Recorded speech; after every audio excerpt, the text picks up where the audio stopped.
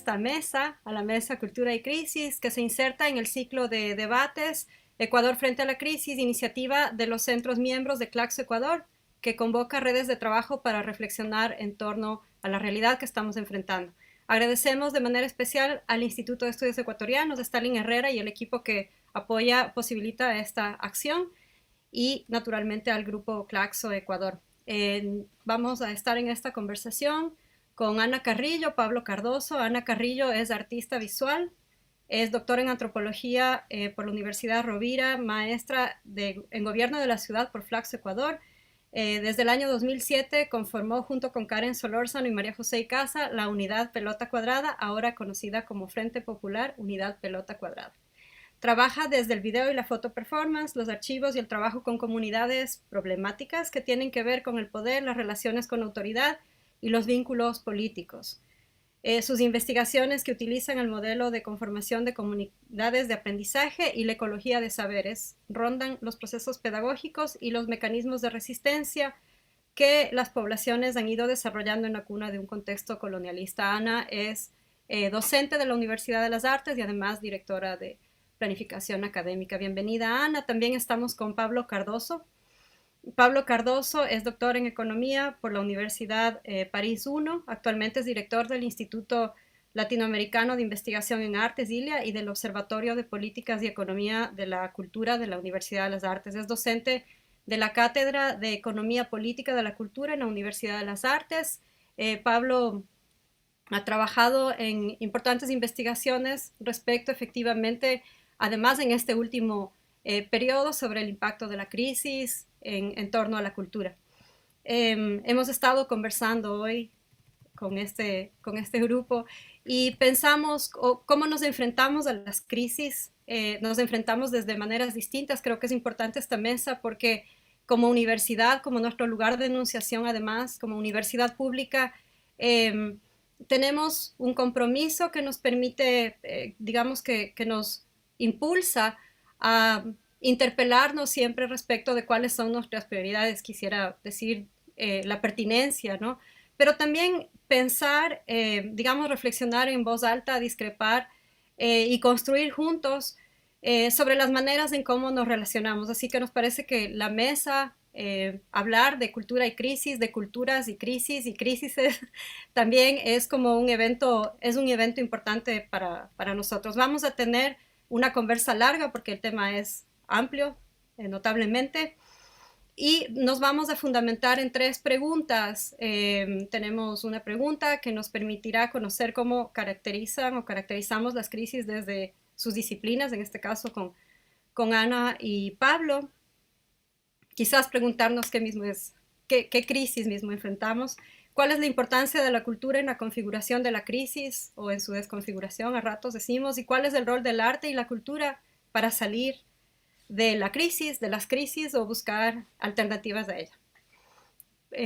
Así que vamos a empezar. Quisiera iniciar con Ana. Ana, bienvenida.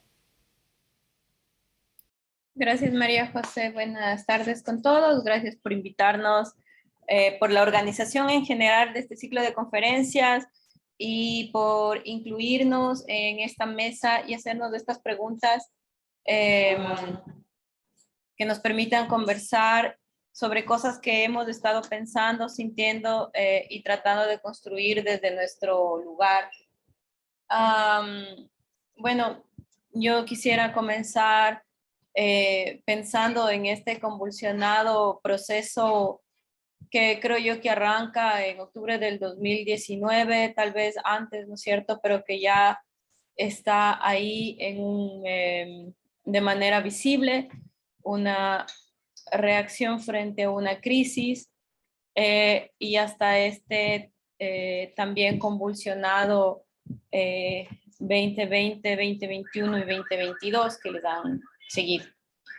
En ese contexto, yo quisiera, desde nuestro lugar de universidad pública, de una universidad que está creada también en un límite y en una problemática sobre las funciones, los alcances y las características de las artes y la cultura y de los creadores de artes y cultura en el contexto del Ecuador y en la ciudad de Guayaquil. Quisiera comenzar pensando sobre esas crisis que tenemos en el proceso educativo de las artes y las culturas, digamos, ¿no? O sea, me parece a veces que cuando hablamos de esta crisis que quiere decir nuestra crisis política, que quiere decir nuestra crisis económica, que quiere decir la crisis sanitaria, me parece importante puntualizar el hecho de que esta crisis se interpone, se sobrepone sobre más bien a un proceso histórico de crisis, ¿no? Y creo que de la fotografía general que tenemos, me parece que lo importante es considerar cómo se han agudizado ciertas brechas, cómo se ha agudizado la crisis también, digamos, la crisis que ya padecíamos. En ese contexto, desde nuestro trabajo de educadoras de arte, de educadoras, podemos ver nuevamente cómo las artes son abandonadas de los procesos educativos o en su defecto cómo son utilizadas, por ejemplo, para subsanar las deficiencias de un sistema educativo inhumano, deshumanizador, de las personalidades, de las libertades, etcétera, de unas libertades positivas, no liberales. A mí me parece importantísimo que lo que estamos viviendo ahora, ¿no? Que tiene que ver, por ejemplo, con una ineficiencia del proceso de la educación mal llamada virtual, que es una educación parchada con una plataforma informática, el abandono del rol estatal, digamos, frente a la educación inicial en este contexto, a la educación primaria y secundaria, y lo que vemos nosotros acá, ¿no? Desde la universidad, una educación que ya tenía algunas características de deficiencia, como ha sido el proceso educativo brutalmente menoscabado y depositado el peso de ese proceso en los hombros de las familias que han podido, bueno, esto podemos ver hacia el final, resolverlo tal vez de manera comunitaria. En ese sentido, pienso en las tasas de deserción, en las altísimas tasas sí, de deserción, de repitencia que tenemos en las universidades ahora y que están confrontadas, por ejemplo, a la alta desfinanciación, ¿no? Necesitamos realmente en esta crisis, por ejemplo, si es que nos ponemos a apostar por la educación como un proceso que nos ayudaría como sociedad, necesitaríamos también demostrarlo en varios aspectos. Uno de esos sería financiarla, lograr un sistema justo de becas, por ejemplo. De esto podemos hablar luego, pero me parece que es evidente cómo se ha ido precarizando este sistema educativo y el sistema educativo en artes que siempre ha estado a la cola, recluido en los clubes, sigue haciendo ahí una brecha, digamos, ¿no? Los colegios que son pagados tienen los niños, las niñas, los adolescentes que asisten a colegios pagados tienen una mayor posibilidad de acceso a un sistema educativo de artes, mientras que los otros no. Cuando, como podemos reflexionar después, las artes siempre van a ser una oportunidad de transformación social. Quisiera comenzar con esa crisis educativa y en términos de artes, de educación en artes, esa crisis que tenemos y que estamos viviendo ahora en nuestra universidad. ¿Ya? Luego podemos continuar. Gracias. Gracias, Ana. Un poco tratando de hilar lo que nos propones.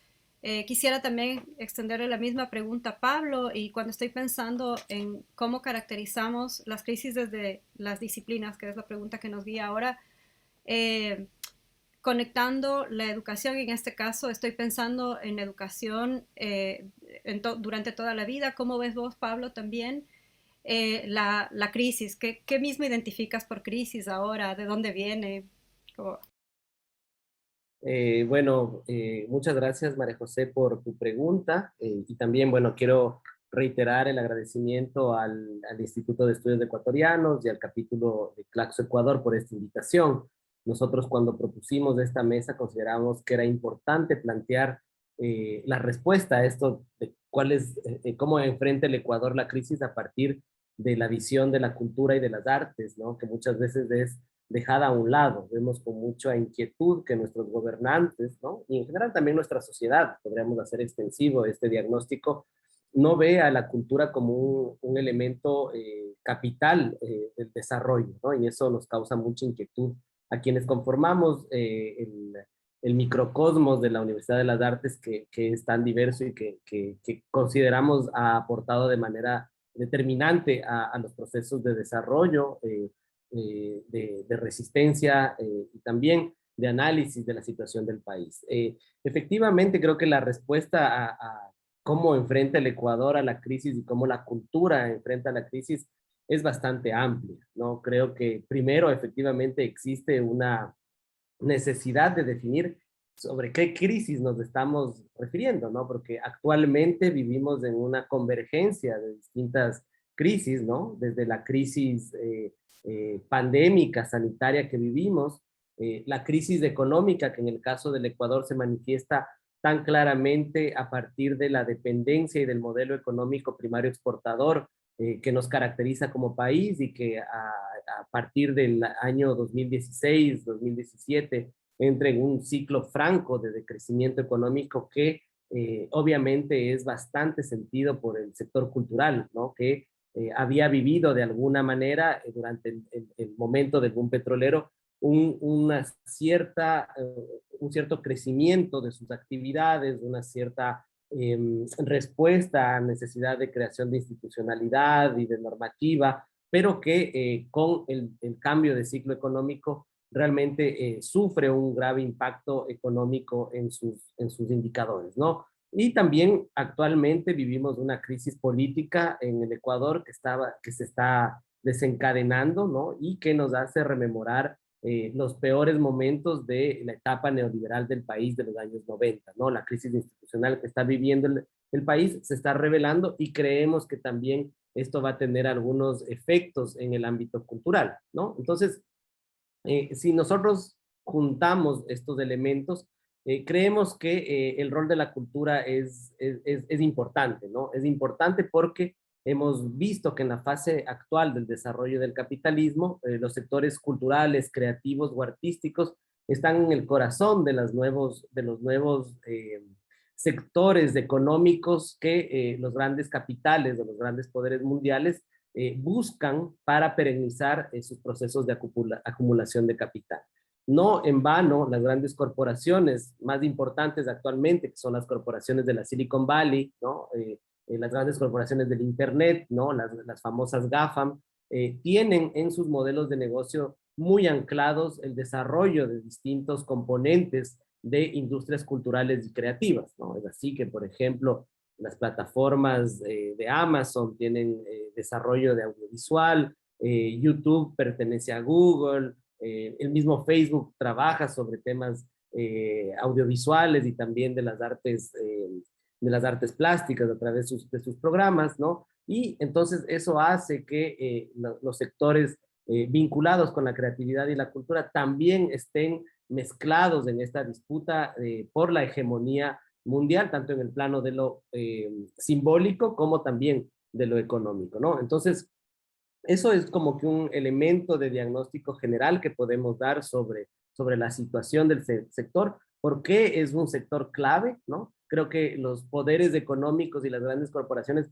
lo han visto más claro que nuestra sociedad y nuestros gobernantes que no reconocen en la cultura y el arte, en la defensa del patrimonio, en la memoria social, elementos que puedan ayudarnos justamente a enfrentar la crisis. Es así, y quizás podamos hablar más adelante al respecto, que nosotros desde la Universidad de las Artes y desde su Observatorio de Políticas y Economía hemos decidido en el momento de la pandemia, nos vimos apurados de alguna manera a tratar de establecer diagnósticos que nos permitan conocer la situación de los trabajadores y trabajadoras de la cultura en el primer momento del confinamiento.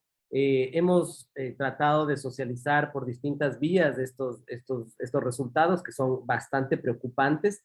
Estamos a la víspera de poder presentar los resultados de la segunda encuesta que nos va a presentar cómo ha vivido este 2021 en relación al 2020 trabajadores y trabajadoras de la cultura, para adelantar algo, decir que la situación no se ha mejorado. Es decir, la crisis se ha perennizado con incluso algunos signos más inquietantes, y creo que sobre esto podremos hablar más adelante, ¿no? Para enunciar algunos de los elementos más inquietantes o preocupantes de esta situación de trabajadores de la cultura en el país, y que efectivamente nos concierne como universidad pública, ¿no? Nosotros creemos que nuestro rol, efectivamente, Ana hablaba hace un rato del rol de la educación en artes y las dificultades que hemos visto en este proceso, y eso es efectivamente quizás la principal responsabilidad de nuestra universidad, pero también nos sentimos involucrados en la necesidad de observar y de plantear políticas públicas sobre la cultura, y eso es de alguna manera algo que también tratamos de aportar en este diagnóstico alrededor de la cultura y la crisis en el Ecuador. María José. Gracias, Pablo. Quizás después también podríamos aprovechar el contexto para compartir algo de la información de la que nos has comentado. Quiero también compartirles que a la gente que nos está acompañando, que pueden hacer sus preguntas o dejar comentarios en la red desde donde nos están mirando. Digamos, un poco pensando en lo que ambos mencionan, pienso, o sea, naturalmente, digamos, estamos obligados a pensar en una crisis del ejercicio de los derechos, ¿no? Y del rol del Estado, de la institucionalidad frente a lo que debe hacer para el cumplimiento, para el ejercicio de los derechos, ¿no? Cuando Ana nos habla de los temas de educación, de accesibilidad, y estoy pensando en educación de manera amplia, como Ana mencionaba, no solamente en educación superior, pero también en educación en otros espacios. Estoy pensando en educación desde edades tempranas, durante toda la vida, pero también, por ejemplo, estoy pensando en los espacios culturales, digamos, pensando qué pasa respecto de eso y todos estos imaginarios que se van configurando desde los capitales, digamos, que van situando unos imaginarios que nos llevan nuevamente como a este ciclo de crisis. Ahí pienso un poco y le quisiera preguntar a Ana. Ana además ha sido docente y ha tenido una participación y un rol muy importante en los procesos de configuración del enfoque de vinculación con la sociedad en la Universidad de las Artes a través de varios proyectos. Entonces estoy pensando, Ana, a partir de esas experiencias que has tenido desde el rol que tienes también ahora, ¿cómo encuentras, cómo conectamos con la siguiente pregunta de cuál sería la importancia de la cultura en la configuración de la crisis, o yo digo también en la desconfiguración, ojalá? Bueno, a ver, primero quería pensar, por ejemplo, digamos en términos, claro, más de Gramsci, ¿no es cierto? Como él mismo está siempre concibiendo la cultura como una parte fundamental de la construcción de la hegemonía, ¿no? En ese sentido, digamos, quisiera pensar la cultura como un principal colaborador de la configuración de la crisis, pero también de lo que tú mencionarías como la desconfiguración de estas crisis que tenemos, ¿no? En primer lugar, a mí me parece, por ejemplo, que lo que has mencionado, como este estado de pérdida de derechos en el que estamos viviendo, y que obedece a una crisis política de la que estamos corriendo desde hace rato, como menciona Pablo, ¿no? A mí me parece importante pensar que esa noción misma de derechos siempre ha estado en crisis en los contextos en los cuales nosotros nos desenvolvemos, ¿no? Nuestro país, un país con herencias coloniales que se destapan, nuestra sociedad con unas herencias patriarcales que están siempre a flor de piel. Siempre tal vez estamos pensando en el Estado, en el lugar que va a evitar que triunfe la ley del más fuerte, ¿no?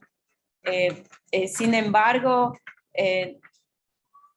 la crisis de la pérdida de derechos hace solo destapar la larga historia colonial, me parece, y eso es algo que podemos ver en los barrios de aquí de la ciudad de Guayaquil donde hemos trabajado, ¿no? Esas imposibilidades de pensar un proyecto colectivo, ¿no? No porque seamos incapaces, sino porque estamos envueltos en unos contextos en donde el día a día y superar una crisis cotidiana se nos roba el tiempo. En ese sentido, para mí es como bien importante pensar cómo somos herederos nosotros mismos de una cultura de exclusiones, de marginalizaciones que repetimos, pero que tenemos la posibilidad de dejar de repetir. En ese sentido, me parece que el trabajo en la cultura es fundamental. Digamos, en nuestras sociedades donde la cultura ha sido además transmitida, en la misma educación, voy a volver sobre este tema, ¿no?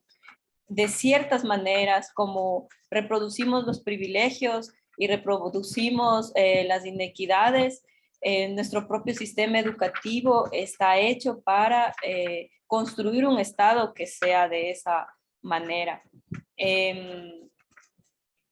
Y que ahora solo continúa con la posibilidad de un Estado más pequeño y un discurso absolutamente agresivo y moralizante sobre la responsabilidad del individuo de su propia felicidad, crecimiento económico o como se quiera llamar, ¿no? Siento que cada vez esta matriz colonial en la que nos desenvolvemos se fortalece en ese discurso neoliberal en donde nos quieren vender el emprendedurismo, que para mí en la mayor parte de los casos no es más que una justificación para dejar de responder a los deberes estatales, por ejemplo, ¿no? Entonces, me parece que por ahí nuestra cultura, esta cultura heredera de lo colonial, heredera de lo patriarcal, es una súper contribuyente a la configuración de la crisis, de las múltiples crisis, como diría Pablo, que estamos viviendo. Me voy a quedar por aquí. Gracias, Ana. Después volvemos un poco sobre eso. Me he quedado pensando en lo que has dicho y también estoy pensando en el rol que la universidad, poco reconectando con lo que Pablo nos decía, el rol de la universidad, en nuestro caso como universidad pública y nuestro rol también, por ejemplo, desde el Observatorio de Políticas Culturales. Preguntarte, Pablo, ¿cómo ves esa relación de la cultura en la configuración de la crisis? Y también si nos puedes contar un poco más de los hallazgos, es decir, yo estoy pensando, claro, hay ese desentendimiento de los deberes, ¿no?, del Estado, pero nosotros como universidades, desde el sistema de educación superior, además que estamos pensando en la pertinencia, digamos, en solventar también las preguntas que el Estado se puede ir planteando respecto de cómo, dónde construir, de qué manera las políticas. Nosotros somos de alguna manera también como un conector, ¿no?, como institución. Entonces, Pablo, quisiera preguntarte cómo ves eso y que nos cuentes un poco de la información que tienes. Sí, María José, quiero conectar para hilar el tema de lo que nos venía contando Ana, ¿no? Porque yo quiero quedarme en el tema del emprendedurismo como una ilusión o como la venta de una ilusión que efectivamente consideramos que es una trampa, ¿no?,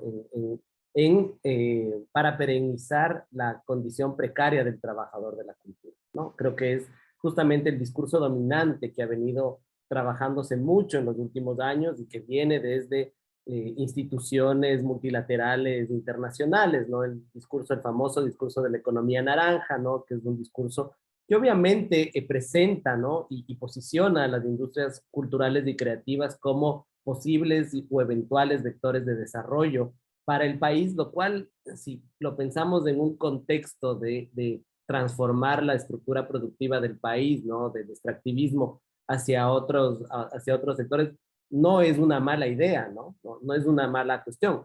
Pero el problema es cómo se busca realizarlo, o cómo se busca, con qué bandera se la vende, digamos, ¿no? Entonces ahí viene el discurso de la industria naranja y que tiene este componente del emprendedurismo como el vehículo que permitiría a un sector o a un campo que de hecho trabaja de forma independiente, ¿no? Los datos que nosotros tenemos es que 70% de las personas que encuestamos en el año 2020 se declaran trabajadores independientes, lo cual es una forma clásica de trabajo de artistas, de gestores culturales o de técnicos que trabajan en los ámbitos de la cultura. Entonces, el tema del emprendedurismo es quizás una forma de cooptar esta independencia, pero bajo los cánones neoliberales, ¿no? De la desregulación, ¿no? De la desprotección, que han sido cánones que tradicionalmente tiene el trabajador de la cultura. Nosotros, como te decía, en esta encuesta que realizamos en el año 2020 y que la hemos replicado en el 2021, tratamos de trabajar, ¿no? De dar cifras a algunos fenómenos que nosotros conocíamos que sucedían en el campo cultural, ¿no? Uno de ellos es esta independencia de los trabajadores de la cultura y que se asocia mucho con una figura que para mí es clave, que es la del pluriempleo, ¿no? El pluriempleo es esta situación en la cual una persona tiene que juntar distintos empleos, ¿no? Volviendo a la universidad, y recuerdo, ¿no? Nuestros padres, nuestros abuelos que trabajaron en la universidad tenían esa necesidad de trabajar en distintas universidades para redondear un sueldo que genere ingresos suficientes, ¿no? O al menos decentes, ¿no? Se hablaba de la figura del profesor taxi en ese sentido, ¿no? Que de alguna manera ha cambiado en algunos sentidos y aunque lo vemos con riesgo de que esto vuelva a suceder por las reformas que se están generando en el sistema de educación superior. En el caso de los trabajadores de la cultura es evidente que existe esta figura del trabajador que se dedica o tiene que dedicarse a distintas actividades para poder generar un ingreso que al menos le permita suplir sus mínimas condiciones de vida, ¿no?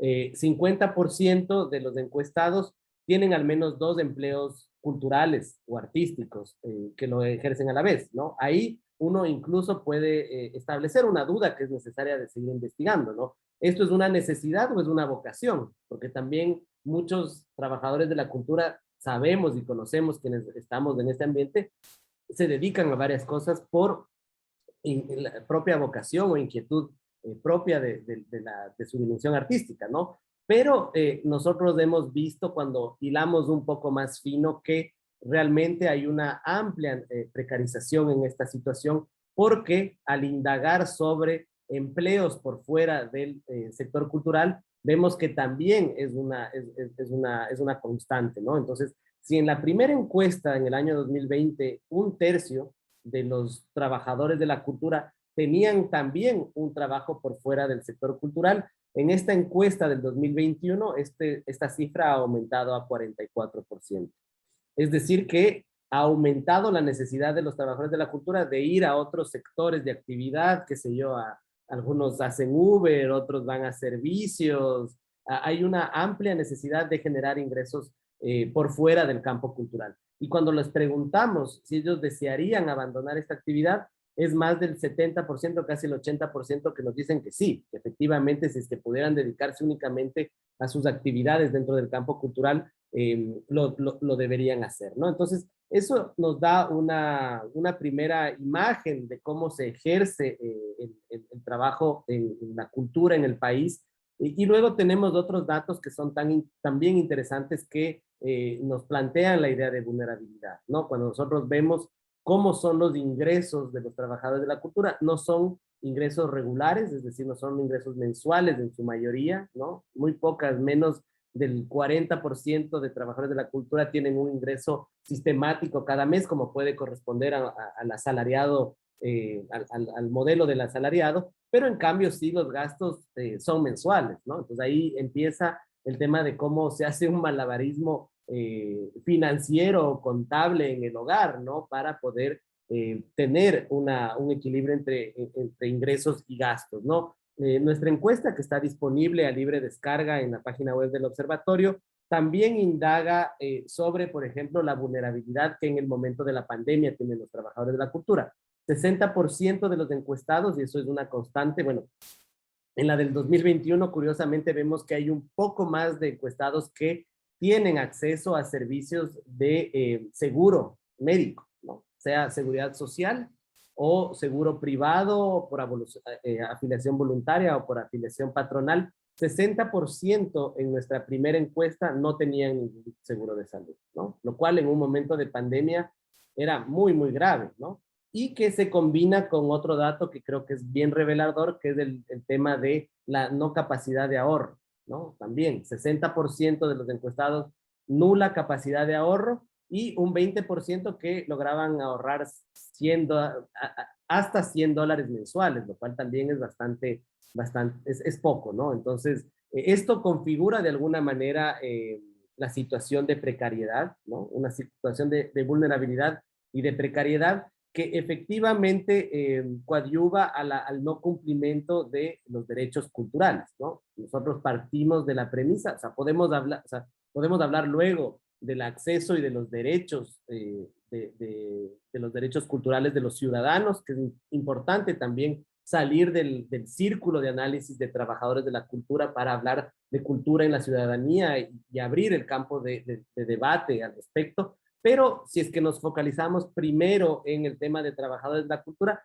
creemos que esta situación de precariedad, de vulnerabilidad, de inestabilidad, efectivamente es al menos, primero es una situación nefasta para el trabajador de la cultura que tiene que hacer todas estos malabares para poder ejercer su vocación de artista, de trabajador de la cultura, de gestión cultural, ¿no? Y que si ya lo contextualizamos en la situación actual, lo hace más vulnerable a caer en estos cantos de sirena que pueden ser los discursos dominantes relacionados a la economía naranja o al emprendedurismo, o tratar de buscar o ser víctima de los sistemas dominantes de discursos y de la gran producción cultural, sea a nivel nacional o internacional, ¿no? Entonces, eso también desde un ámbito educativo creo que es una responsabilidad que adquirimos, ¿no? Cómo preparar o cómo dialogar como comunidad universitaria, conociendo esta situación y también con la responsabilidad que tenemos nosotros de proponer una educación integral, crítica, liberadora, ¿no? Que se supone que es por lo que trabajamos día a día, ¿no? Entonces, quizás estos datos tengo otros, pero quizás eventualmente podemos seguirlos trabajando más adelante, pero es algo que quería compartirles. Gracias, Pablo. Creo que es bien importante lo que sitúas, ¿no? Abrir el campo de debate respecto, digamos, pensar en la situación de precariedad. También estoy pensando en la situación de, cuando hablaste al inicio también del sector del patrimonio, pensando en todas estas personas, digamos, que tienen unos conocimientos y que están en una absoluta también situación de desprotección. Y también en cómo se van comprendiendo estos roles en las comunidades, pero también para la institucionalidad, para el sistema educativo de estas personas, finalmente, de estos saberes. Anita tiene una pregunta para ti. Anita, te dejo el micrófono. Es que me surgió una duda cuando estabas hablándonos. Como ahora estamos en esto de la ley de cultura, ¿verdad? O sea, como la reforma de la ley. Entonces he estado como atenta a algunas charlas que se han dado al propósito y me llamaba la atención profundamente, o sea, me parecía, no sé si es triste, o, bueno, el hecho de que las demandas de los artistas del sector cultural, de los trabajadores de la cultura, como tú le llamas, que están haciendo ahora, son las mismas demandas que se hacían hace 10 años, ¿no? Entre las que está la seguridad social, la posibilidad de titulación. Y entonces es de, bueno, hace más de 10 años, tal vez, ¿no? y que han sido unas demandas absolutamente fuertes y que no se han realizado, ¿no? Y entonces quería yo preguntarte, porque claro, tú nos hablas de una encuesta que se hizo en el 2020, la primera, ¿cierto? Y ahora tienes la del 2021, pero bueno, la del 2020 tal vez ya acarreaba lo que venía de un histórico sobre esos trabajadores de la cultura. Eso quisiera preguntarte, o sea, ¿cómo ves tú ese deseo y ese anhelo que se va a fijar siempre en una ley que nunca llega y que además no se sabe de qué manera va a ser posible hacer una ley de cultura que mejore las condiciones de estos trabajadores o que esté enfocada hacia el acceso a derechos culturales? Bueno, por ahí va la pregunta que quería hacer. Creo que es una muy buena pregunta, Ana, que deberíamos dialogarla, ¿no? Porque tú también conoces bastante bien la institucionalidad de la cultura y yo creo que efectivamente, si un elemento que puede dibujar la crisis del sector cultural es la situación de los trabajadores, otro elemento es el tema de la institucionalidad de la cultura, ¿no? Hemos visto cómo eh, asociado a este momento de decrecimiento económico, ¿no? Y de cambio de signo político de alguna manera, ¿no? Los presupuestos en el ámbito cultural han disminuido bastante, al menos en los últimos 5 o 6 años, ¿no? Entonces, quizás esa disminución de presupuesto sumado a una compleja gobernanza del sector cultural. Yo creo que hay una complejidad en la gobernanza del sector cultural porque quienes han dirigido a veces los designios del sector cultural se han debido a ciertas clientelas, ¿no? Y creo que también el modelo de política pública que ha prevalecido en los últimos años, o sea, nadie desconoce los logros o avances que genera la existencia de una ley de cultura. Nos podemos quejar un montón del Ministerio de Cultura, pero creo que estamos de acuerdo que tiene que existir, aunque, bueno, ahí hay unas posiciones de debate interesantes. Yo creo que sí tiene que existir el Ministerio de Cultura. En las herramientas, ¿no? Tú decías un poco, la profesionalización con los procesos de validación de trayectoria existen, pero no son suficientes, o a veces no se logra sintonizar con las demandas o hacer un diálogo franco entre los distintos sectores, que en este caso es el sector de los artistas con el sector de educación superior, ¿no? Ahí quizás hay unas desconexiones que son recurrentes, creo yo, en el sector cultural, en su búsqueda de diálogos con otros sectores, ¿no? Yo creo que ahí hay un mea culpa del campo cultural en no abrirse y ser reticentes a dialogar con otros sectores del país, ¿no? Creo que por ahí también hay. Y luego creo que hay una hiper concentración de la política pública en el ámbito del fomento, ¿no? Creo que es casi la única cosa de la que estamos preocupados, ¿no? Incluyo quizás un poco también, porque ahí están los fondos de fomento del IFSI, los fondos de fomento de los municipios ahora, la Casa de la Cultura ahora también quiere generar fondos de fomento, entonces es como que una repetición de una sola herramienta que tiene unas limitaciones amplias, ¿no? Porque es focalizarse sobre el ámbito de la producción y quizás olvidarse por completo de la otra parte, yo hablo como economista, de la otra parte de la ecuación, que es los derechos culturales, la ciudadanía, el consumo, también si hablamos en ámbito económico, y por ahí vemos que no existe nada, ¿no? O sea, existe muy poco al menos. Entonces, yo creo que y eso es importante si volvemos a conectarnos con nuestra idea de educación en artes, de educación pública en artes a los distintos niveles. Yo creo que esto no va a cambiar hasta que no logremos generar políticas públicas que le den la importancia que tiene la cultura y el arte en el ámbito educativo, ¿no? Y la concientización ciudadana de lo importante que es el arte y la cultura en sus procesos formativos, en sus procesos de acceso al espacio público. Miren lo que está sucediendo hoy con los problemas de violencia, ¿no? Casi nadie reflexiona al respecto de lo que podrías generar tener espacios públicos más seguros y más colectivos y democráticos, ¿no? Entonces, por ahí yo creo que hay una reticencia, ¿no?, permanente de los trabajadores de la cultura a su institucionalidad, ¿no? A pesar de lo cual, también en la encuesta, nosotros cuando vemos los resultados, nos damos cuenta que cuando les preguntamos de quién espera una acción, se repite la figura del Estado. Entonces, de una u otra manera, trabajadores de la cultura no han abandonado una demanda al Estado. Y creo que eso está bien, ¿no? Ahora valdría preguntarse cómo hacerlo, ¿no? Gracias, Pablo.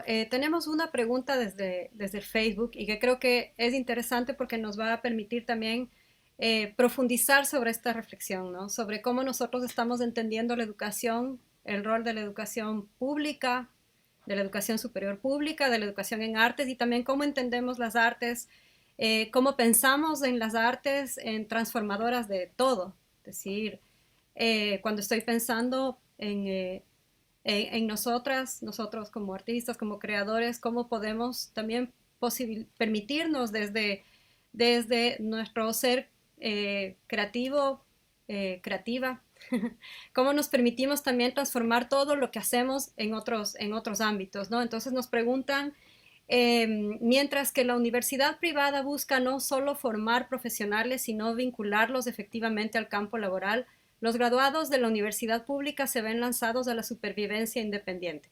¿La Universidad de las Artes conoce la situación laboral de sus graduados o se ha planteado una metodología para que la inversión social destinada en la formación de nuevos profesionales no se pierda en artistas que abandonan sus carreras por dedicarse a sus actividades económicas de supervivencia? Creo que tenemos que tener más invitados en esta mesa para responder, pero también un poco pensar cómo vamos conectando este tema del rol de la universidad transformador también, digamos, desde las comunidades, ¿no?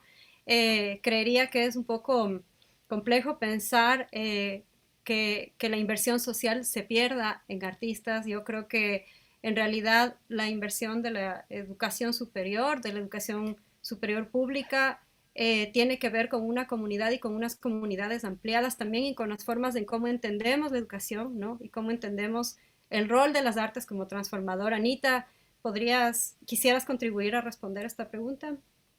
Sí, es un camino escabroso el que nos abre esta pregunta, pero voy a aventurar algunas cosas y algunas ideas.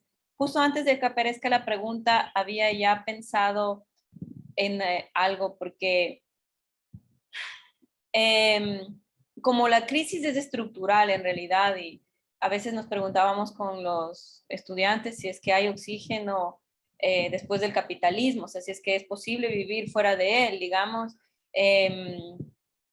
Todo el sistema educativo en el Estado y también el privado está anclado a una lógica de la productividad y cada vez con más agresividad, digamos, ¿no es cierto? ¿Qué tiene el perfil de egreso? ¿Dónde se va a ubicar? Etcétera. Esto hace a veces que tengamos un detrimento del campo del conocimiento, de la profundidad del conocimiento, de la sensibilidad que podría involucrar, ¿no es cierto? Entonces, eso en primer lugar, digamos, debemos hacer una crítica y ser capaces de hacer una crítica sobre lo que decía María José, lo que aporta la universidad a la sociedad. No solo podemos pensar en que aporta trabajadores, trabajadores que además van a ser precarizados, ¿no? Sino también debemos pensar en un proyecto que esté más allá de eso. Eso es importante. En primer lugar. En segundo lugar, también cuando pasó toda la crisis del año anterior sobre los presupuestos de las universidades, como Yacha y como ICIAM, como la UNAE, me acuerdo que mis estudiantes reclamaban porque decían que los padres de familia apoyaban a los estudiantes que estaban en este frente de defensa de Yacha y que quién les iba a apoyar a ellos cuando ellos deciden estudiar artes son los padres los que se oponen, ¿no? Entonces, hay también este pensamiento sobre que ¿para qué vas a ser artista? Te vas a morir de hambre. Sin embargo, siempre creo que debe hacerse una investigación más profunda sobre esto, porque me da la sensación de que el desempleo es generalizado. O sea, de que igual que en los 90 la gente que emigró, también ahora hay médicos taxistas, hay ingenieros que están trabajando de guardias, etcétera. Es decir, no es, como decía la María José, una inversión que no debemos hacer una apuesta, porque no se está ligando a ningún ciclo productivo. Luego, yo tenía otra pregunta por ahí para Pablo, pero un poco para ir cerrando estas ideas que más bien son sueltas. Yo me acuerdo cuando Paco Velasco fue ministro de Cultura, él tenía una percepción absolutamente errada de la importancia y el funcionamiento de los archivos nacionales. Y con esto quiero hacer una analogía de cómo funciona pensar en que algo que el Estado invierte tiene que retribuir a un sistema productivo que precariza la vida, ¿no? Entonces él pensaba, Paco Velasco en ese entonces, como más o menos, nadie va al archivo, no son importantes, tengo que cerrar. Pero entonces, sí hay como que llamar la atención sobre que no es una venta de entradas a un partido de fútbol, o sea, los archivos son importantes, así no vaya nadie, ¿no? Ahí se preservan cosas inmateriales mucho más valiosas. Y a mí me parece que hay que pensar la educación del arte en artes, en cultura, la transversalidad de la educación a través de las artes para las infancias y para las adolescencias y para las juventudes, más allá de un puesto de trabajo.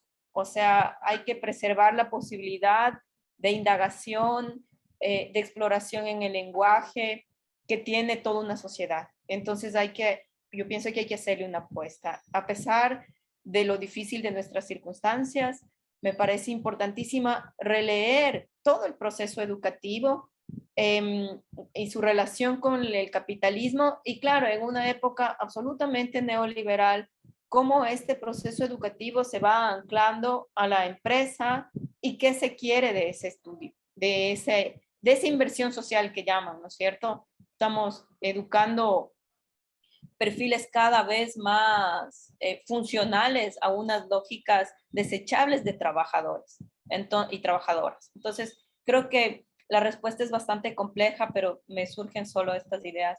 No sé si tal vez por ahí mis compañeros también quieran colaborar. Gracias, Ana. Pablo, cuéntanos. Sí, bueno, a mí me sorprende un poco la pregunta, ¿no? Porque yo quisiera preguntar, ¿qué universidad privada da este servicio también de inserción laboral a sus estudiantes, ¿no? Yo no conozco realmente en el Ecuador esta situación y yo empato totalmente con la apreciación de Ana, ¿no? Hay que pensar la educación superior y en general la educación más allá de la funcionalidad que tiene para un mercado de trabajo o para una visión productivista. Creo que ahí hay mucho que hacer para transformar esta visión que se inserta también en una visión súper simple del modelo de producción e innovación, ¿no? O sea, formamos gente para que produzcan más, mejor y transformen el país, ¿no? Es mucho más complejo que eso, ¿no? Es mucho más complejo que eso. Y yo quisiera un poco también apelar a tener cuidado a estos discursos que tratan de revalorizar lo privado frente a lo público, porque primero los modelos en los universitarios público y privado son totalmente diferentes. Los modelos universitarios privados buscan la rentabilidad, ¿no? Son negocios realmente, son carísimos, son excluyentes también en su apertura a la sociedad, y la universidad pública, con todas las dificultades que tiene, lo que podríamos conversar lo que nos queda de tiempo en situar la situación que tuvo la universidad el año pasado frente a los recortes de presupuesto, ¿no? Y que seguimos viviendo actualmente un escenario bastante complejo. A pesar de ello, seguimos ahí y estamos tratando de reconfigurar nuestra universidad para el nuevo momento que nos toca ahora en el momento de volver después de la pandemia, ¿no? Y hay que tener mucho cuidado, justamente ahora existe un ambiente bastante tenso, ¿no? En relación a las universidades emblemáticas y existe una desvalorización de proyectos que creo que han sido fundamentales, ¿no? Y en el caso de la Universidad de las Artes, basta venir a Guayaquil, ver el centro, ver las cosas que suceden alrededor, ver las comunidades con las cuales se trabajan también en Guayaquil y en otras provincias, y entender que existen varios aportes de la universidad a la sociedad y al desarrollo del país, ¿no? Entonces, cuidado con estos discursos de desvalorización de lo público y de valorización de lo privado. Creo que no es tan fácil como hacer un planteamiento así de simple. Sí, quizás también abonar pensando en educación para la emancipación, ¿no? Y pensar cómo nosotros estamos entendiendo desde el proyecto de educación superior, como país, cómo entendemos la educación superior, cómo entendemos la educación, cómo le anclamos a unos objetivos constitucionales incluso, ¿no? De lo que tiene que ser la educación, de cuál es el rol de todos, de la ciudadanía, de la institucionalidad frente a la educación y qué es lo que pensamos digamos, como resultado de los procesos educativos que además están por fuera efectivamente de conectar como si fuésemos, digamos, una fábrica o digamos, sí, una fábrica que nos permite producir perfiles para la configuración o para el mantenimiento, para la continuidad de unos estatus, ¿no?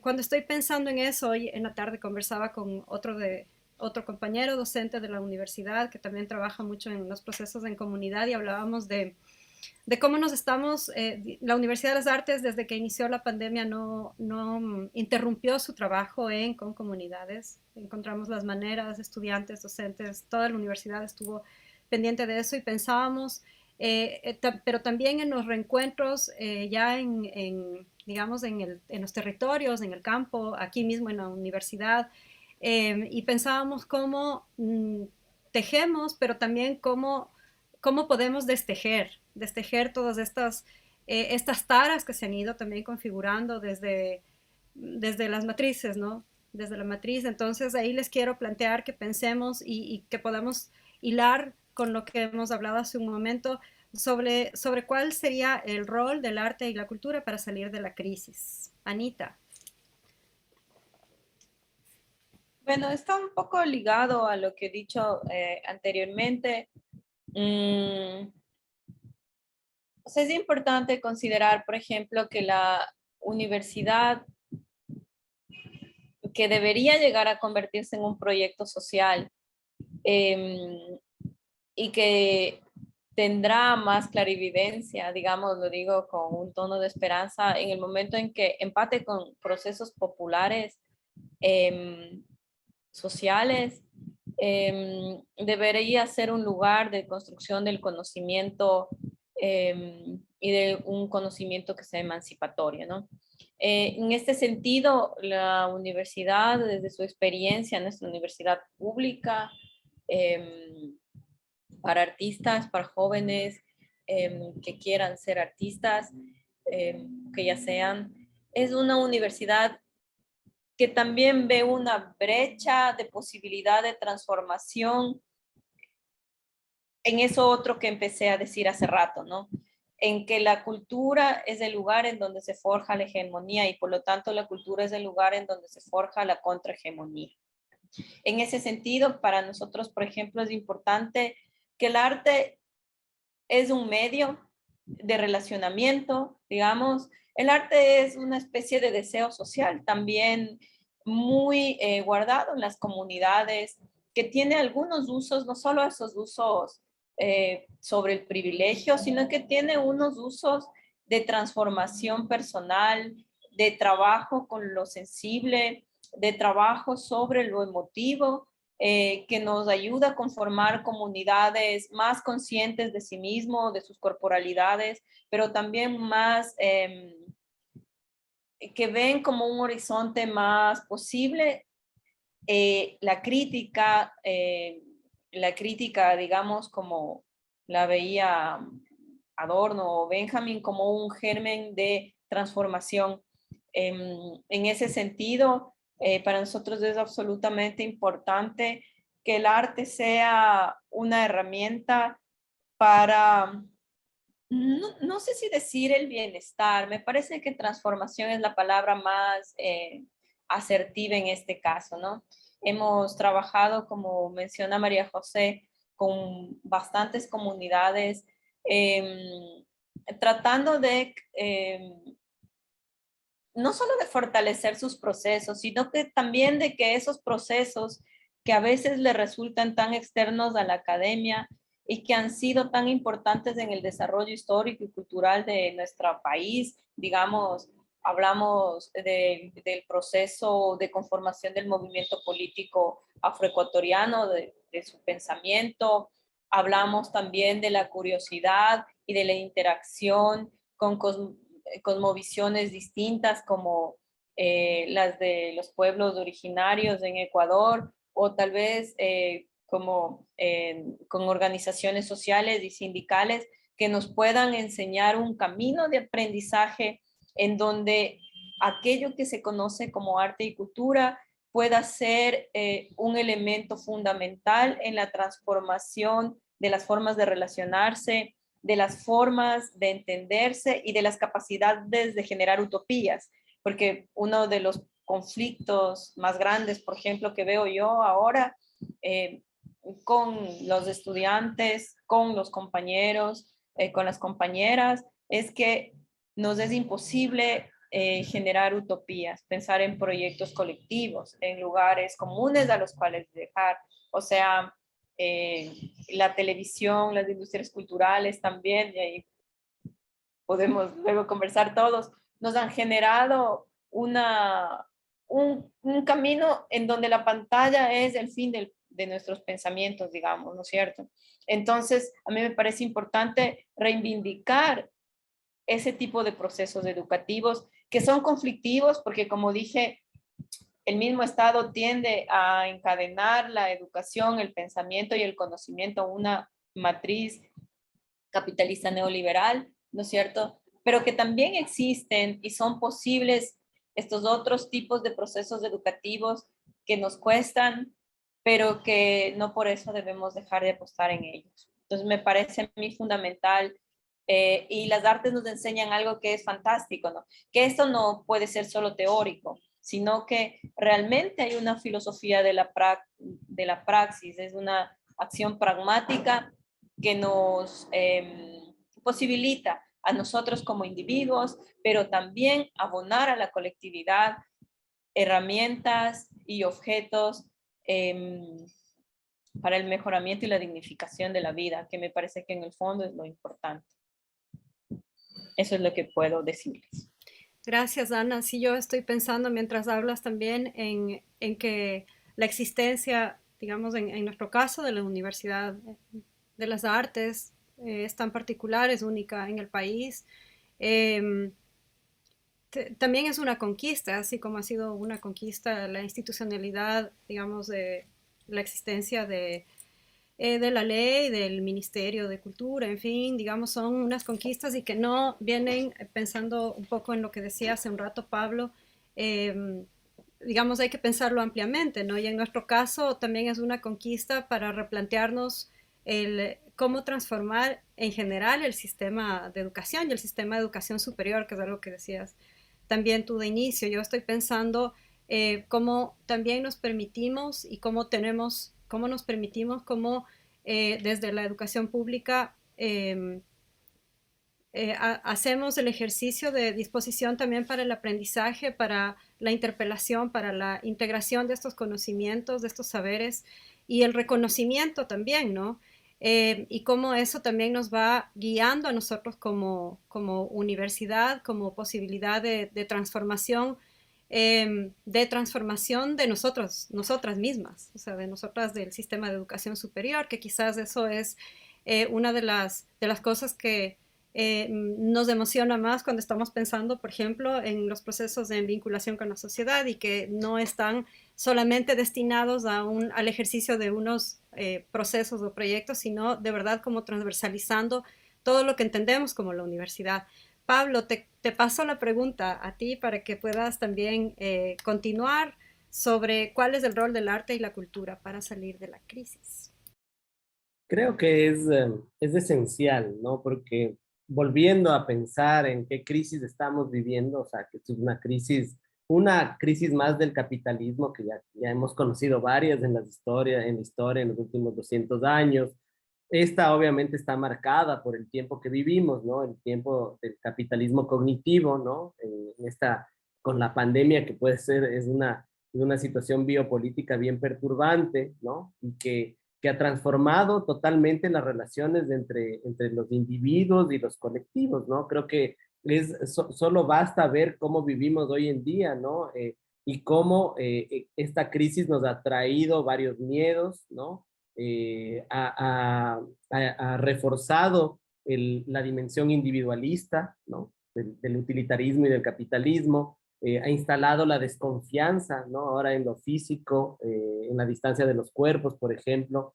Y eso creo que en el arte y en la cultura tenemos todas las herramientas que nos permitan enfrentar a esta situación que estamos viviendo, ¿no? Creo que desde los ámbitos o las dimensiones de lo simbólico y la memoria, el arte es capital, el patrimonio es capital para entender cómo hemos enfrentado estos malestares, ¿no? Y cómo podemos crear relatos al respecto de lo que estamos viviendo, ¿no? Creo que eso es, por ejemplo, una forma, más allá del monumentalismo o del gran arte refundacional, ¿no? Creo que hay varios procesos que más bien podrían aportar para una generación de memoria social, ¿no? En nuestras comunidades, por ejemplo, ¿no?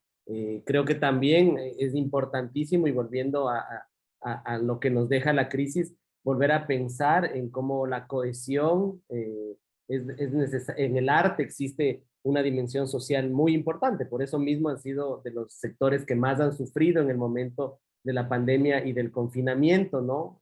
Ya no podíamos ir a conciertos, no podíamos reunirnos en el teatro, no podíamos ir al cine. Entonces, eso también debemos volver a conquistar, ¿no? Dejar de lado esa ficción que nos plantea que el arte ahora está en lo digital o solo en lo digital, y que esa es la gran panacea del futuro del arte, ¿no? Creo que hay que pensar cómo volvemos a estos espacios, cómo los ganamos, cómo generamos espacio público para esto suceda también como con arte popular y para todo el mundo, ¿no?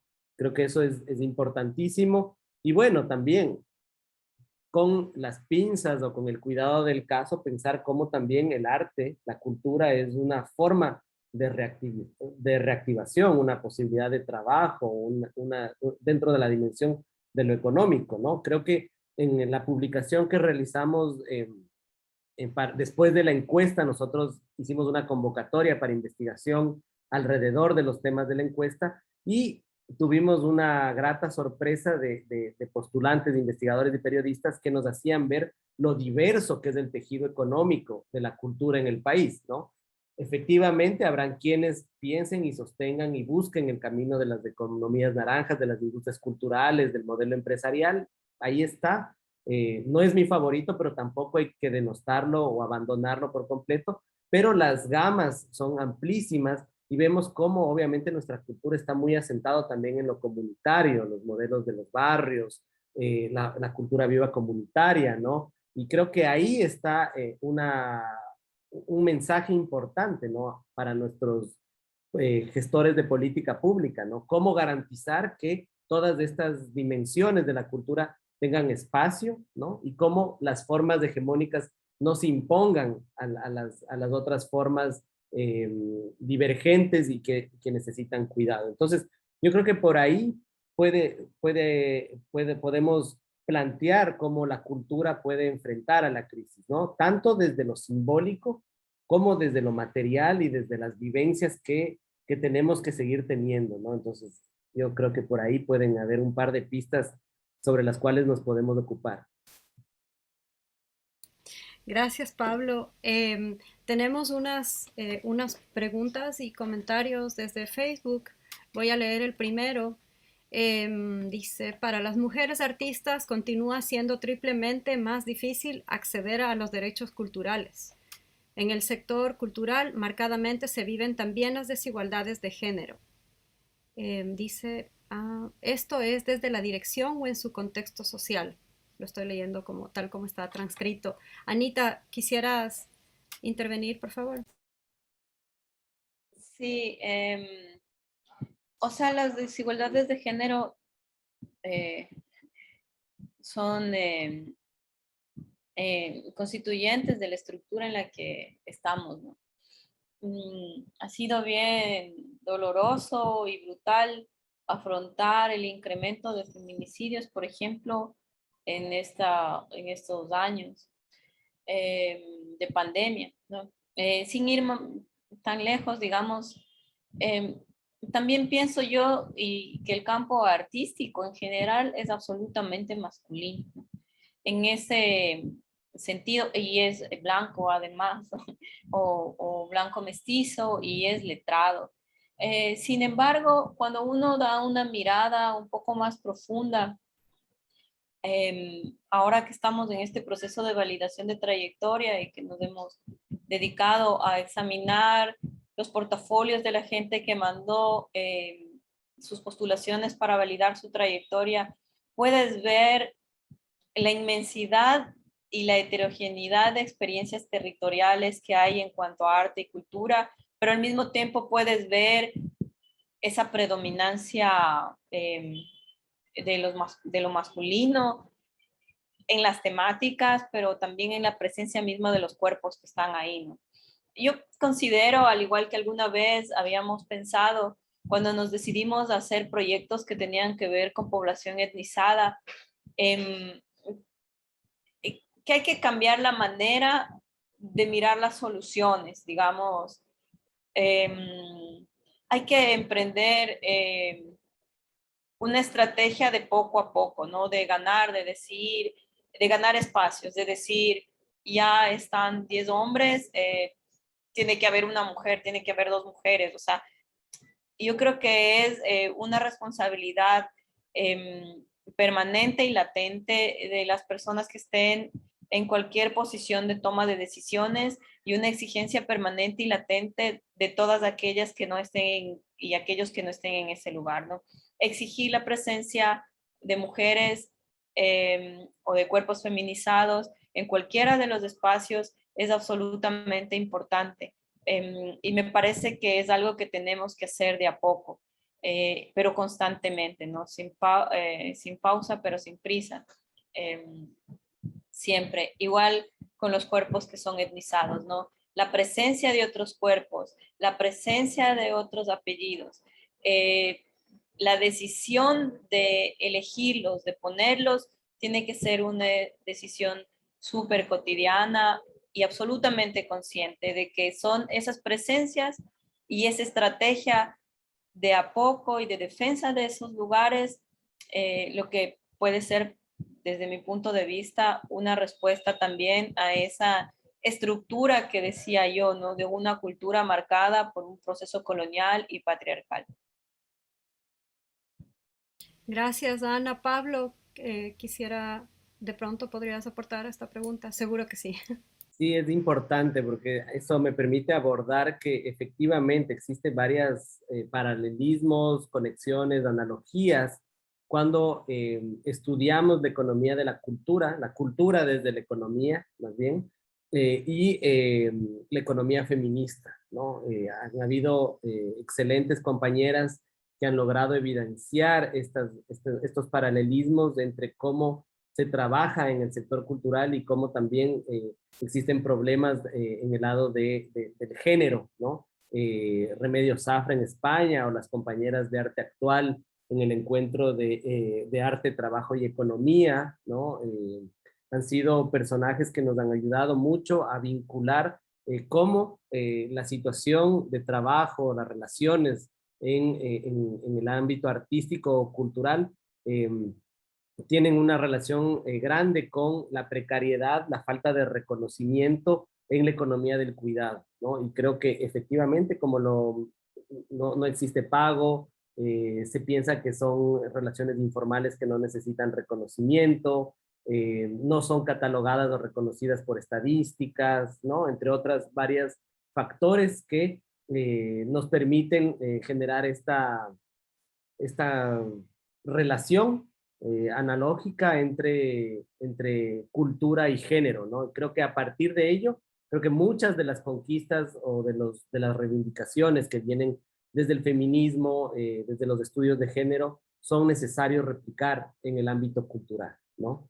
No siempre tenemos claro ello quienes trabajamos en el campo cultural, y creo que nuevamente ahí el feminismo es una luz que permite que algunas dinámicas que en el campo de la cultura y de las artes no se han evidenciado, pero tengamos referentes como para poder trabajar y buscar mejores condiciones, ¿no? Entonces ahí hay como que un ámbito de análisis que es importante tener en cuenta. Creo que en la universidad también nuestra colega Natalia Marcos ha trabajado mucho en este ámbito y que es importante sostener en la sintonía de la línea de lo que reclamaba Ana en su intervención. Gracias, Pablo. Quisiera conectar contigo, continuar contigo y conectar a una pregunta que tenemos desde Facebook también. Y nos dicen saludos a todos. Mi pregunta es, a pesar de las limitaciones que se tenían por la pandemia, ¿qué medidas pudo haber tomado el gobierno para afrontar la crisis del sector artístico y cultural? Uf, qué pregunta, pero creo que hay varias cosas que se pueden hacer. Para comenzar, no renunciar a los presupuestos que tenía el sector cultural, el campo cultural, el Ministerio de Cultura, y que ya venían decreciendo, pero que en el momento de la pandemia fue la perfecta excusa, ¿no? Para, por ejemplo, poner en crisis la institucionalidad. Hubo la fusión de los institutos de fomento, el Instituto de Cine y el Instituto, el IFAIC. Entonces, bajo una supuesta pantalla de optimización y que fue una uno de los duros golpes que tuvo la institucionalidad de la cultura en ese momento.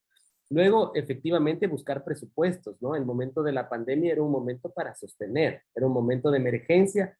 Algunos fondos, bastante escuetos, por cierto, se intentaron entregar, ¿no? Hubo algunas convocatorias de fondos concursables para mariachis, otra para algunos proyectitos por ahí, ¿no? Pero bajo esta lógica de salpicar los gastos que no son realmente una respuesta para el sector cultural, ¿no? Ahí justamente era donde es más necesario un sistema de protección social, ¿no? Para los artistas y gestores culturales, por ejemplo. Hubiera sido mucho mejor tener esa política ya bien instalada que estar repartiendo un par de fondos, ¿no? Creo que también fue súper evidente el abandono que tuvieron los servicios públicos de la cultura, ¿no? Bibliotecas, repositorios, museos, sitios arqueológicos, todo lo que tiene que ver con la memoria social y el patrimonio fue abandonado durante la pandemia. Los servicios de conservación, de restauración, de seguridad incluso fueron eliminados de los presupuestos, ¿no? Entonces,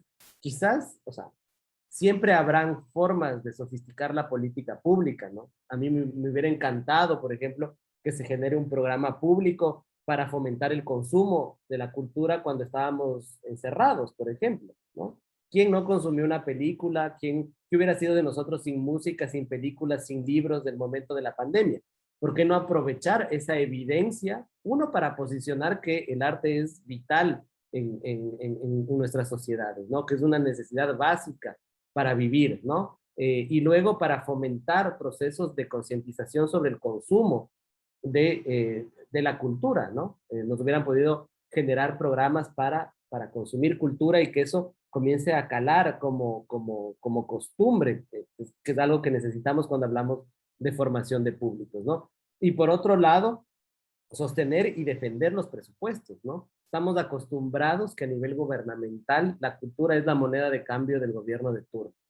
Se negocia en base a las mayorías legislativas o a cualquier otro equilibrio político el puesto del ministro de Cultura, y no existe una fortaleza en la gestión de estos lugares, ¿no? No se peleó por los presupuestos, se rebajó presupuesto institucional, el patrimonio fue descuidado y ahí vemos las consecuencias actualmente, ¿no? Un sector muy debilitado que sufrió mucho en el 2020 y que en el 2021 sigue su crisis y una situación bastante preocupante. Bien, Pablo, también estoy pensando, mientras vamos hablando, es inevitable para mí ir pensando también en los procesos que vamos tejiendo en la universidad, ¿no? Y estoy recordando casi como a flor de piel en medio de la pandemia qué estaba ocurriendo con las comunidades con quienes trabajamos, ¿no? Desde donde trabajamos. Y pensar cuando hablas del tema del consumo también en estas comunidades que en los territorios, digamos, en nuestras ciudades, en las zonas rurales también, difícilmente han tenido acceso a los servicios básicos, menos aún eventualmente a los servicios, por ejemplo, de conectividad, ¿no? Y pensar eso, cómo también se construyen posibles, como decías, ¿no? Construir un programa relacionado con el consumo también me plantea, o sea, me pregunto cómo hacemos ese diálogo cuando en las comunidades o en algunas comunidades también tenemos esta, digamos, todos estos abandonos y estas vulneraciones también a los derechos, ¿no? En general. Tenemos otra pregunta, ya son las 4:17 y vamos a ser puntuales para cerrar la mesa, pero tenemos una pregunta más y luego un par de comentarios que quisiera hacer. Ana nos pregunta, nos dicen, identificando los factores estructurales generadores de la precariedad laboral en el contexto social, ¿cuáles serían las medidas para mejorar la economía en la sociedad? Qué bueno que me preguntaste eso porque decía, este es fácil. Sí me sé. O sea, uno de los terrores que yo tengo y pienso es que el modelo colonialista que tenemos y que se refuerza en este neoliberalismo colonialista es que crea unas economías de acumulación, ¿no? De capital. Y esta acumulación, como va a decir Harvey, es por desposesión. Entonces, a mí me parece clave pensar ahí que lo que estamos haciendo en el detrimento de las capacidades ciudadanas, en el detrimento de la cobertura de derechos, etcétera, es facilitar y financiar una economía acumulativa. Entonces, yo sí creo que, digamos, hay que plantearse eh, que ese es uno de los problemas más importantes de las desigualdades y de las brechas sociales increíbles que tenemos, ¿no? Ese modelo extractivista, como dice un comentario siguiente, que está enfocado en la acumulación de unos pocos y esa acumulación está dada por la precarización y la explotación tanto de la naturaleza como de la mano de obra de unos desprotegidos y de unos históricamente construidos como explotables, ¿no? En un proceso colonialista evidente que el neoliberalismo solo está incrementando. Entonces, eso creo que hay que tener claro para pensar cómo podemos mejorar la economía, ¿no? Está una economía social, solidaria, comunitaria, me parece que va por ahí, ¿no? Gracias, Anita. Voy a leer dos comentarios que tenemos desde Facebook y luego les propongo que nos tomemos un par de minutos para cerrar la sesión. El primer comentario nos dice, las artes y la cultura trascienden el infoentretenimiento y el concepto mesiánico de economía naranja que creó el presidente colombiano saliente y ahora se está expandiendo por Latinoamérica, incluyendo a Ecuador. Por ejemplo, un modelo extractivista es lo más alejado de un modelo que busque la práctica cotidiana de la dignidad humana y del equilibrio con la vida. Y otro comentario que nos comparten nos dice, un equilibrio matrimonial entre las artes populares y las consideradas de élite son un elemento importante para superar la crisis. Lo absurdo es cuando los gestores que promueven las artes populares ingresan a trabajar en una entidad gubernamental y ahí se les olvida sus raíces y promueven el mercantilismo cultural. Gracias a quienes han comentado, a quienes han preguntado y también a quienes nos están acompañando hasta este momento. Pablo, te planteo una reflexión final y pues de ahí nos vamos despidiendo también. Gracias, María José.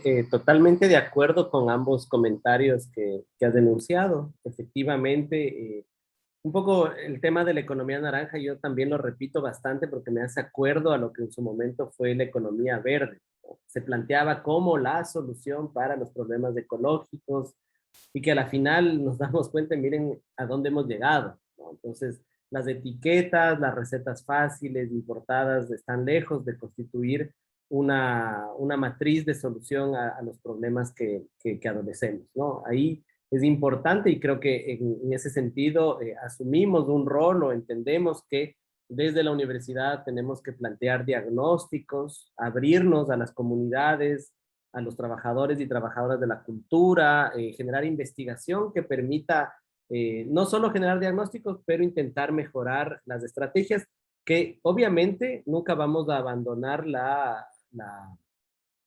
responsabilidad que tiene el Estado, ¿no? En ocuparse de las demandas que tenemos como sociedad.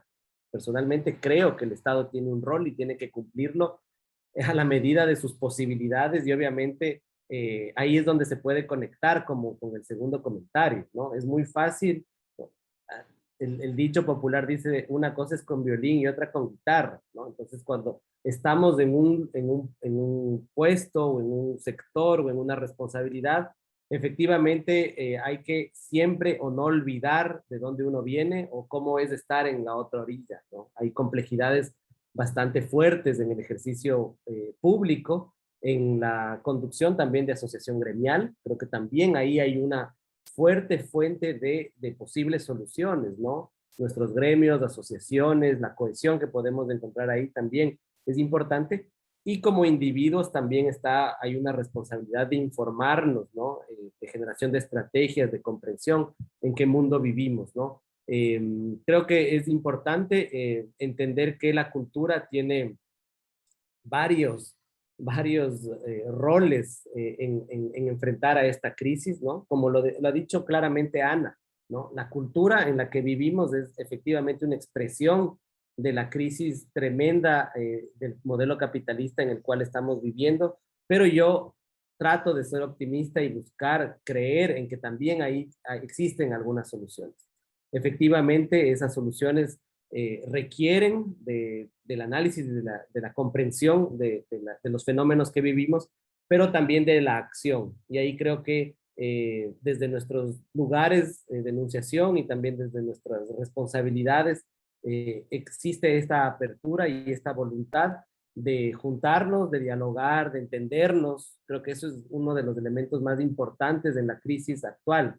Crisis política, crisis militar, ahora también crisis de pandemia, biopolítica, lo que nos está haciendo es encerrarnos, ¿no? Y encerrarnos no solo en nuestros espacios, como efectivamente sucedió en esta distopia que vivimos y que seguimos viviendo de alguna manera, pero también encerrarnos en nuestras posiciones. Creo que es importante abrirnos, la cultura, el arte puede ser una forma de abrirnos, de dialogar, de sensibilizarnos, y creo que por eso es la importancia de existencia de un espacio como el de la Universidad de las Artes en el país. Yo quisiera invitar a la gente que nos está escuchando a conocernos, a venir a Guayaquil, a visitarnos y a tratar de pensar colectivamente en cómo este mundo, este país, esta sociedad puede transformarse a partir del ejercicio de la cultura y del arte. Eso nada más, y de nuevo, finalmente agradecer al Instituto de Estudios Ecuatorianos y a Claxo Ecuador por la invitación y quedar siempre a disposición para futuros diálogos o proyectos. Muchísimas gracias. Gracias, Pablo. Sí, yo también me quedo pensando en cómo desde las universidades, desde la educación en artes, desde la educación pública en artes además, eh, cómo podemos trabajar en las maneras en las que nos relacionamos con nosotras, nosotros mismos, entre nosotros, con la naturaleza, eh, con el mundo, ¿no? Y nos obliga también, digamos, esto nos obliga o nos invita también a pensar en la importancia del trabajo colectivo, el trabajo en red, el tejer, el destejer también, el hacer procesos reflexivos que nos permitan mantener espacios de encuentro, de trabajo, digamos que también espacios o procesos educativos que nos permitan también cuidar de la vida, de los afectos, cómo estamos pensando también en cómo se van construyendo los sentidos. Anita, te doy la palabra. Gracias, María José. Y bueno, ahí para concluir, digamos,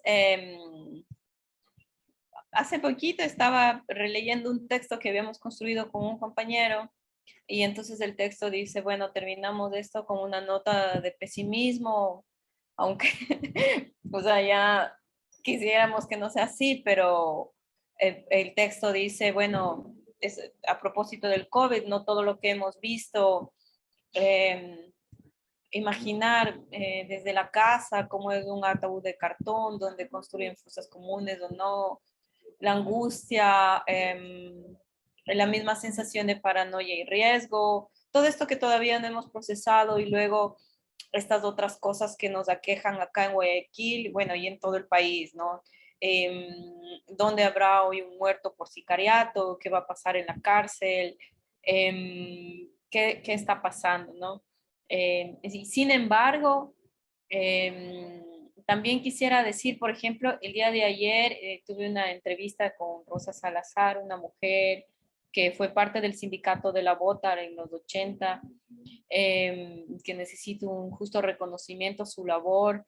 Y en la conversación que teníamos con ella decía, es que tenemos que pensar en nuevas formas de organizarnos, ¿no? O sea, ese sindicalismo de ese momento tiene que transformarse y estamos en la obligación de transformar eso. Y entonces, al respecto también de nuestro proyecto educativo,